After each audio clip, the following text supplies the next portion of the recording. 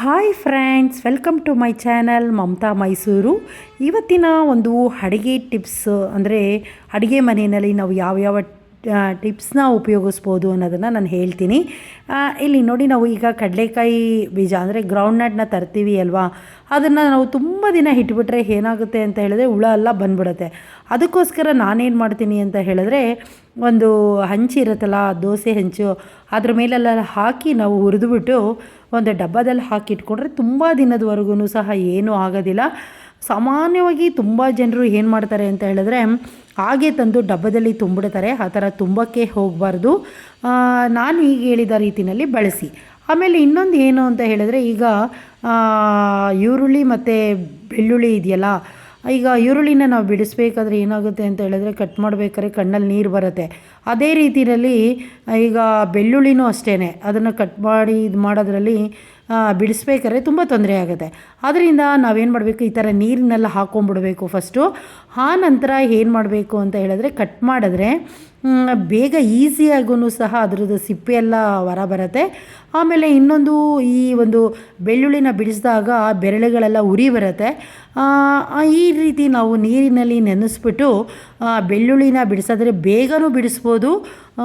ಮತ್ತು ಅದು ಕೈ ಇರುತ್ತಲ್ಲ, ಈಗ ಬೆರಳುಗಳೆಲ್ಲ ಉರಿನೂ ಸಹ ಬರೋದಿಲ್ಲ. ಇದು ಸಾಮಾನ್ಯವಾಗಿ ನಾನು ಬಳಸುವಂತಹ ಒಂದು ಅಡುಗೆ ಮನೆಯಲ್ಲಿ ಈ ಒಂದು ಈರುಳ್ಳಿ ಆಗಲಿ ಅಥವಾ ಬೆಳ್ಳುಳ್ಳಿ ಆಗಲಿ ಕಟ್ ಮಾಡಬೇಕಾದ್ರೆ ಬಳಸುವಂತಹ ಒಂದು ಟಿಪ್ಸು. ನೀವು ಸಹ ಇದನ್ನು ಬಳಸ್ತಾ ಇದ್ದೀರಾ ಇಲ್ವಾ ಅನ್ನೋದನ್ನು ನನ್ನ ಕಮೆಂಟ್ ಬಾಕ್ಸಲ್ಲಿ ಹಾಕಿ. ಹಾಗೆ ನೋಡಿ, ಈಗ ನೀರಲ್ಲಿ ನೆನೆಸೋದ್ರಿಂದಾಗಿ ಏನಾಗುತ್ತೆ ಅಂತ ಹೇಳಿದ್ರೆ, ಸಿಪ್ಪೆನ ನಾವು ಈಸಿಯಾಗಿ ಅದನ್ನು ಏನು ಮಾಡ್ಬೋದು, ಬಿಡಿಸ್ಕೊಳ್ಬೋದು. ಇಲ್ಲ ಅಂತ ಹೇಳಿದ್ರೆ ಏನಾಗುತ್ತೆ ಅಂತ ಹೇಳಿದ್ರೆ, ಅದು ಈಸಿಯಾಗಿ ಬರೋದಿಲ್ಲ. ಮತ್ತು ಕಣ್ಣಲ್ಲೆಲ್ಲ ನೀರು ಬರುತ್ತೆ. ನೋಡಿ, ಎಷ್ಟು ನೀಟಾಗೂ ಇರುತ್ತೆ, ಕ್ಲೀನಾಗೂ ಇರುತ್ತೆ. ಈಗ ಹೊರಗಡೆಯಿಂದ ನಾವು ತಂದಾಗ ಸಿಪ್ಪೆ ಮೇಲೆಲ್ಲ ಏನೇನೋ ಇದಿರುತ್ತೆ. ಅದರಿಂದ ನಾವು ಈ ಡಸ್ಟ್ ಅದೆಲ್ಲ ಹೋಗುತ್ತೆ, ಜೊತೆಗೆ ಕ್ಲೀನಾಗೂ ಇರುತ್ತೆ. ನಾವು ಈ ಒಂದು ಟಿಪ್ಸ್ನ ಬಳಸ್ಕೊಳ್ಳೋದ್ರಿಂದಾಗಿ ಅತಿ ಸುಲಭವಾಗಿ ಈ ಒಂದು ಬೆಳ್ಳುಳ್ಳಿನ ಬಿಡಿಸ್ಕೋಬೋದು. ಅಂದರೆ ಫಸ್ಟು ಬಿಡ್ಸೋಕ್ಕಿಂತ ಮೊದಲು ಒಂದು 10 ಮಿನಿಟ್ಸ್ ಬೇಕಾದರೆ ಅದನ್ನು ನೆನೆ ಹಾಕ್ಬಿಟ್ಟು ನೀವು ಬಿಡಿಸೋದ್ರಿಂದ ಬೇಗ ಅಡುಗೆನೂ ಆಗುತ್ತೆ ಮತ್ತು ಕ್ಲೀನಾಗೂ ಇರುತ್ತೆ. ಹೊರಗಿನ ಒಂದು ಧೂಳು ಅದು ಎಲ್ಲ ಇದಾಗುತ್ತೆ. ಕೆಲವರು ಏನು ಮಾಡ್ತಾರೆ ಅಂದರೆ, ಹಾಗೆ ತಂದುಬಿಟ್ಟು ಹಾಗೆ ಬಿಡಿಸಿ ಹಾಗೇ ಇದು ಮಾಡ್ತಾರೆ, ಅಡುಗೆಗೆಲ್ಲ ಬಳಸ್ತಾರೆ. ಆ ಥರ ಎಲ್ಲ ಬಳಸೋಕ್ಕೆ ಹೋಗಬೇಡಿ. ಯಾಕೆ ಅಂದರೆ, ನಾವು ಹೊರ ತಂದಂಥ ಯಾವುದೇ ವಸ್ತುವನ್ನೇ ಆಗಲಿ ನಾವು ಕ್ಲೀನಾಗಿ ನೀರಿನಲ್ಲಿ ತೊಳೆದ್ಬಿಟ್ಟು ಬಳಸೋದ್ರಿಂದಾಗಿ ರುಚಿಯಾಗೂ ಇರುತ್ತೆ, ಶುಚಿಯಾಗೂ ಇರುತ್ತೆ. ನೋಡಿ, ಈಗ ನಾನು ಎಷ್ಟು ಸುಲಭವಾಗಿ ಬಿಡಿಸಿದ್ದೀನಲ್ವ.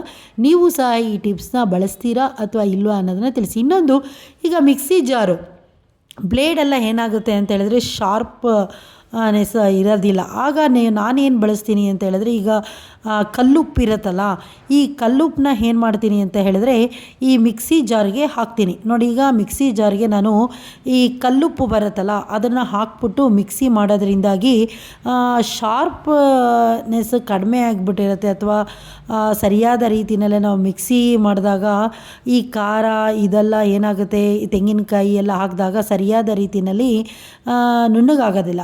ನಾವು ಈ ರೀತಿಯಾಗಿ ಉಪ್ಪನ್ನು ಹಾಕ್ಬಿಟ್ಟು ಆಗಾಗ ಈ ಮಿಕ್ಸಿ ಜಾರ್ನ ಕ್ಲೀನಾಗಿ ಮಾಡ್ಕೊಳ್ಳೋದ್ರಿಂದಾಗಿ ಅದರ ಬ್ಲೇಡ್ಗಳನ್ನು ಸಹ ಶಾರ್ಪ್ ಆಗುತ್ತೆ.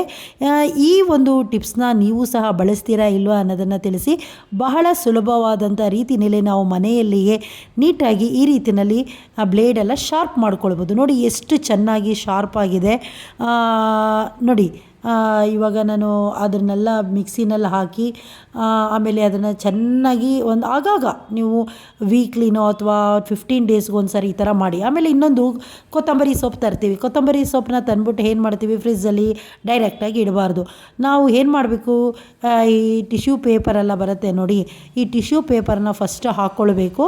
ಹಾಕ್ಕೊಂಡು, ಇಲ್ಲ ಅದಿಲ್ಲ ಅಂದರೂ ನೀವು ಬೇಕಾದ್ರೆ ನ್ಯೂಸ್ ಪೇಪರ್ ಇರುತ್ತಲ್ಲ, ನ್ಯೂಸ್ ಪೇಪರು ಹಾಕ್ಕೊಳ್ಬೋದು. ನಾನು ಸಾಮಾನ್ಯ ಟಿಶ್ಯೂ ಪೇಪರ್ನೇ ನಾನು ಯೂಸ್ ಮಾಡ್ತೀನಿ.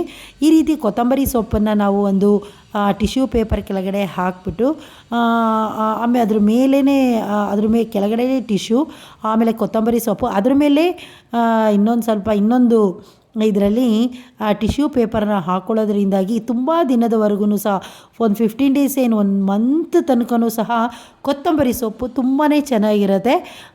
ಆದ್ದರಿಂದ ಈ ಒಂದು ಟಿಪ್ಸು ನಿಮಗೆ ಇಷ್ಟ ಆಯಿತಾ ಅಂತ ನೋಡಿ. ನೀವು ಸಹ ಇದೇ ರೀತಿಯ ಒಂದು ಟಿಪ್ಸ್ನ ಬಳಸೋದ್ರಿಂದಾಗಿ ವೇಸ್ಟ್ ಆಗೋದನ್ನು ತಪ್ಪಿಸ್ಬೋದು. ಕೆಲವರು ತಂದು ತುಂಬ ವೇಸ್ಟ್ ಮಾಡ್ತಾರೆ, ಮಾಡೋಕ್ಕೆ ಹೋಗ್ಬೇಡಿ. ಈ ರೀತಿ ಕೊತ್ತಂಬರಿ ಸೊಪ್ಪನ್ನ ನಾವು ಇದು ಮಾಡ್ಬೋದು. ಇನ್ನೊಂದು ನಮ್ಮದು ಲೈಟ್ ಸ್ವಿಚ್ ಬೋರ್ಡ್ಗಳಲ್ಲೆಲ್ಲ ಏನಾಗುತ್ತೆ, ಸ್ವಿಚ್ ಬೋರ್ಡೆಲ್ಲ ಒಂಥರ ಕೊಳೆ ಆಗಿರುತ್ತೆ ನೋಡಿ. ಇದನ್ನು ನಾನು ಯಾವ ಒಂದು ಇದನ್ನು ಉಪಯೋಗಿಸ್ಕೊಂಡು ಈ ಥರ ಬೆಳ್ಳಗೆ ಮಾಡಿದ್ದೀನಿ ಅಂದರೆ, ಈ ತಿನ್ನರ್ ಬರುತ್ತೆ ನೋಡಿ, ಈ ಪೇಂಟ್ಗೆಲ್ಲ ಬಳಸ್ತಾರೆ ನೋಡಿ, ಆ ತಿನ್ನರ್ನ ಹಾಕ್ಬಿಟ್ಟು ಕ್ಲೀನಾಗಿ ಅದ್ರ ಮೇಲೆ ಒಂದು ಬ್ಲೇಡ್ ತೊಗೊಂಡು ಬ್ಲೇಡ್ ಉಪಯೋಗಿಸ್ಬೇಡಿ, ಇಲ್ಲಾಂದರೆ ಬಟ್ಟೆನಲ್ಲಿಯೂ ಸಹ ಇದು ಮಾಡಿಬಿಟ್ಟು ಅದಕ್ಕೆ ನೀಟಾಗಿ ಇದು ಮಾಡೋದ್ರಿಂದಾಗಿ ಆ ಒಂದು ಇದಿರುತ್ತಲ್ಲ, ಆ ಎಲೆಕ್ಟ್ರಿಕ್ ಬೋರ್ಡ್ ಹತ್ರ ಇರೋಂಥ ಸ್ವಿಚ್ಗಳನ್ನೆಲ್ಲ ನಾವು ನೀಟಾಗಿ ಆಗಾಗ ಕ್ಲೀನ್ ಮಾಡ್ಕೊಳ್ಳೋದ್ರಿಂದ ತುಂಬಾ ಚೆನ್ನಾಗಿರುತ್ತೆ ನೋಡಿ. ಎಷ್ಟು ಈ ತಿನ್ನರ್ನ ಬಳಸ್ಕೊಂಡು ಸಹ ಮಾಡ್ಬೋದು, ಇಲ್ಲಾಂದರೆ ನಿಂಬೆಹಣ್ಣನ್ನು ಸಹ ಕೆಲವರು ಬಳಸ್ತಾರೆ, ಮತ್ತು ಅಡುಗೆ ಸೋಡಾ ಇದೆಲ್ಲ ಬಳಸ್ಬೋದು. ನಾನು ಈ ತಿನ್ನರ್ನ ಹಾಕಿ ಆಗಾಗ ಏನು ಮಾಡ್ತೀನಿ ಅಂದರೆ, ನಮ್ಮ ಮನೆಯ ಒಂದು ಸ್ವಿಚ್ ಬೋರ್ಡ್ನ ಕ್ಲೀನ್ ಮಾಡ್ಕೊಳ್ತಾ ಇರ್ತೀವಿ. ಇದರಿಂದ ನೋಡೋದಕ್ಕೂ ಸಹ ತುಂಬ ಚೆನ್ನಾಗಿರುತ್ತೆ. ಅದೇನಂತ ಹೇಳಿದ್ರೆ ಡರ್ಟಿ ಇದೆಲ್ಲ ಹೊರಟೋಗ್ಬಿಡುತ್ತೆ ನೋಡಿ. ಈ ತಿನ್ನರ್ ಅಂದರೆ ಈ ರೀತಿ ತಂದು ಇಟ್ಕೊಂಡಿರ್ತೀವಿ, ಅಂದರೆ ಈಗ ನಮ್ಮ ಮನೇಲಿ ಪೇಂಟ್ ಇದನ್ನು ನಡೆಯೋದ್ರಿಂದ ಅದು ಬಳಸ್ತಾ ಇದ್ದೀವಿ. ಆಮೇಲೆ ಇನ್ನೊಂದು ಹುಣಸೆ ಹಣ್ಣು. ಈ ಹುಣಸೆ ಹಣ್ಣು ಸಾಮಾನ್ಯವಾಗಿ ತಂದಾದಮೇಲೆ ಹುಳ ಬಂದ್ಬಿಡುತ್ತೆ, ಅಥವಾ ಏನಾದರೂ ಒಂಥರ ಚಿಟ್ಟೆಗಳೆಲ್ಲ ಸಣ್ಣದು ಬಂದ್ಬಿಡುತ್ತೆ. ಆಗ ನಾವೇನು ಮಾಡಬೇಕು, ಉಪ್ಪು ಇರುತ್ತಲ್ಲ, ಈ ಟೇಬಲ್ ಸಾಲ್ಟ್ ಉಪ್ಪು, ಅಥವಾ ಅದು ಇಲ್ಲ ಟೇಬಲ್ ಸಾಲ್ಟ್ ಹಾಕಲಿಲ್ಲ ಅಂದ್ರೂ ಕಲ್ಲುಪ್ಪು ಸಹ ಹಾಕಿ ಇಡ್ಬೋದು. ತುಂಬ ದಿನದ ತನಕ ನೀವು ಹುಣಸೆಹಣ್ಣು ಏನೂ ಆಗೋದಿಲ್ಲ, 1 ವರ್ಷದ ತನಕನೂ ಸಹ ಬಳಸ್ಕೋಬೋದು. ಈ ರೀತಿ ಹುಣಸೆ ಹಣ್ಣನ್ನು ನಾವು ಮನೆಯಲ್ಲಿಯೇ ಈ ಒಂದು ಅಡುಗೆ ಟಿಪ್ಸ್ನ ಬಳಸ್ಕೊಂಡು ತುಂಬ ಚೆನ್ನಾಗಿ ಹುಳ ಬರದ ರೀತಿಯಲ್ಲಿ ಸ್ಟೋರ್ ಮಾಡಿ ಇಟ್ಕೊಳ್ಬೋದು. ಇನ್ನೂ ಕೆಲವು ಟಿಪ್ಸ್ನ ಆಗಾಗ ಹೇಳ್ತಾ ಇರ್ತೀನಿ. ಈ ವಿಡಿಯೋ ಇಷ್ಟ ಆದರೆ ಲೈಕ್ ಮಾಡಿ, ಶೇರ್ ಮಾಡಿ, ಹಾಗೆ ಕಮೆಂಟು ಮಾಡಿ. ಮತ್ತು ಯಾರು ಸಬ್ಸ್ಕ್ರೈಬ್ ಆಗಿಲ್ಲ ಅವರು ಸಬ್ಸ್ಕ್ರೈಬ್ ಮಾಡ್ಕೊಳ್ಳಿ. ಈ ವಿಡಿಯೋ ನೋಡಿದ್ದಕ್ಕೆ ತುಂಬಾ ಥ್ಯಾಂಕ್ಸ್.